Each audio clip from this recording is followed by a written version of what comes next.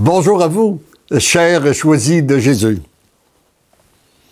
Aujourd'hui, en méditant sur le message numéro 169 du premier volume, nous allons analyser et découvrir une belle comparaison qui nous permet de comprendre l'amour que Dieu déverse dans nos cœurs.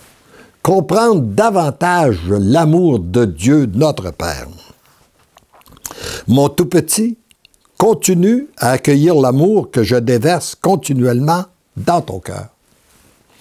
L'amour déversé dans les cœurs est comparable à la pluie qui tombe sur la terre. La terre ne peut pas absorber toute la pluie qui tombe sur elle. Hein? Jamais la terre réussit à absorber toute la pluie. Mais une quantité importante va couler vers la rivière sans avoir pénétré le sol. Le Père donne toujours en abondance, beaucoup plus que ne peut accueillir l'humanité. Lorsque le sol n'est pas pierreux, même s'il n'absorbe pas toute la pluie qui tombe, il en absorbe assez pour faire croître la végétation qui pousse, pour permettre à la terre de donner sa richesse. Il en est de même pour l'amour venant du Père. Jamais les cœurs ne pourront l'accueillir entièrement et s'en laisser pénétrer. Ce qui est important, c'est qu'il soit assez ouvert et accueillant pour se laisser pénétrer, ne serait-ce qu'une infime portion de ce qui est déversé. Voyez-vous, on ne peut jamais tout accueillir l'amour de Dieu. Comme la terre ne peut pas accueillir toute la pluie qui tombe. Mais si on en accueille une petite parcelle, ne serait-ce qu'une parcelle, lorsqu'on ouvre notre cœur, c'est suffisant pour nous changer, comme la terre qui pénètre l'eau, qui se laisse pénétrer par l'eau, la rend féconde. Cette toute petite portion est suffisante pour transformer un cœur, pour le faire croître et s'épanouir comme une belle rose et donner toute sa richesse. Comme la terre qui a déjà absorbé beaucoup d'eau est davantage capable d'en absorber qu'une terre trop sèche, un cœur qui a déjà absorbé beaucoup d'amour est davantage capable d'en recevoir.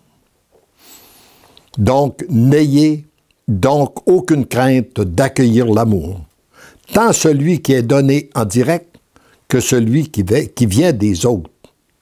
Plus vous en accueillerez, plus vous en serez capable d'en accueillir. Et plus rapidement, vous deviendrez cet être d'amour capable d'enflammer ceux et celles qui vous sont confiés, tant dans l'invisible que dans le visible.